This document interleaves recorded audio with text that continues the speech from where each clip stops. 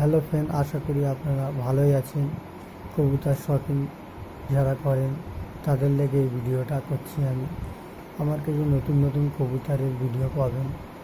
আমার চ্যানেলকে সাবস্ক্রাইব করুন, বেল আইকন বাজান, লাইক করুন। আপনাদের কবুতরের চোখে পানি হয়ে থাকলে এবং ঠান্ডা লেগে থাকলে আপনাদের লেগে একটা বড়ি নিয়ে এসেছি। ওই বড়িটার নাম হচ্ছে ব্যাডনেস সুল। আপনারা ডিসক্রিপশানে নামও লেখা থাকবে, দেখে নেবেন। আর ছবিটাও বড়ির দেওয়া থাকবে, স্ক্রিনশট নিতে পারবেন। যে কোনো মেডিকেল শপে আপনারা পেয়ে যাবেন।